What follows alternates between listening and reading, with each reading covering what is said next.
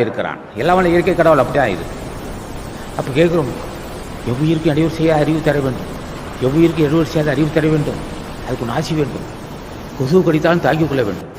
சத்தியமாக சொல்லுகிறேன், கொசுவை கொல்ல மாட்டேன் என்று உறுதி எடுத்துக்கொண்டால் கடித்தால் விசிறி விட்டுக்க வேண்டும். ஒரு 2 மாதத்தில் கொசுவை உடம்புல உட்காராது. நான் கண்ட உண்மை. 6-7 மாதம் தான் கடைப்பிடிச்சிருக்கோம். உட்காந்து கொசு உட்காருது, ஏதோ ஒரு நாட்டை அதுக்கு புரியாத அதுக்கு ஏதோ ஒரு நாட்டம் வந்த மாதிரி ஓடி போகுது. என்ன ஆச்சரியம்! 8-9 மாதம் கடைப்பிடிச்சோம் உயிர் கொசுவை கொல்லக்கூடாது முடிவெடுத்தான். கொசு உட்கார முடியல, அதால் யோக்கியதில்லை, எது நெருப்பில் உட்கார மாதிரி ஓடி போகுது. என்ன அற்புதமாக இருக்கு. அப்போ உயிரை கொலை செய்ய மாட்டேன். இப்போ கொசுவை நான் கொல்லாதிருக்க, அதுக்கும் ஆசிவே நீங்க ஏன் சக்தி கெடுப்படல.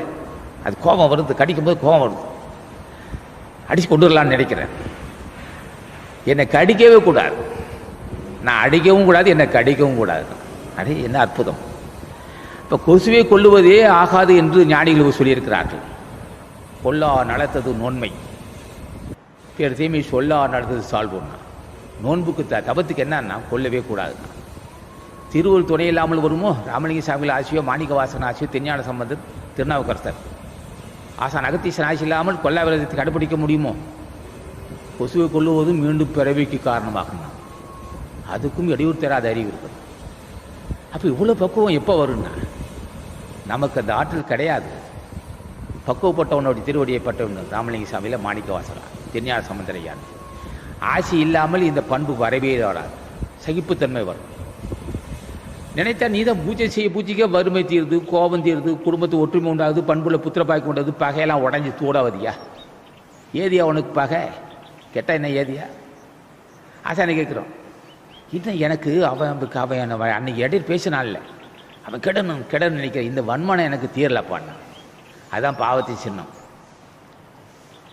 அது ராமலிங்க சாமி சொல்லுவார், கைக்கின்ற காயும் இனிப்பாம். வேப்பங்காய் கசக்கு, அது ஓட இனிப்பாக மாறும். எட்டிக்காய் கசக்கும், அது கசக்கிற பொருட்கள், அது வேப்பங்காய் கசக்கும், வேப்பலை கசக்கும். கைக்கின்ற காயும் இனிப்பாம், விடமும் அமுதமாம். விஷத்தை அமுதமாக்கும். கசக்கக்கூடிய காய் இனிப்பாக்கலாம், விஷத்தை அமுதமாக்கலாம். பொய்க்கின்ற கடலும் நீராம், காணல் நீர் பார்க்கலாம், பொய்த்தேர்னு சொல்லுவாங்க. வெயில் காலத்தில் அப்படியே தண்ணி ஓடுற மாதிரி ஓடிக்கிட்டு இருக்கும்.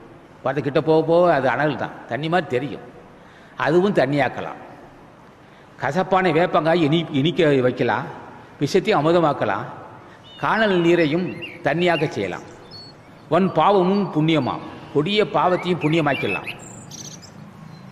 வைக்கின்ற ஓடும் செம்மண்ணாம், ஓட்டையும் செம்மண்ணாக்கலாம். என் கெட்ட மனது நின் சீர் துய்க்கின்ற நல்ல மனது ஆவதில்லை, என் செய்வேன் என் செய்வேன்.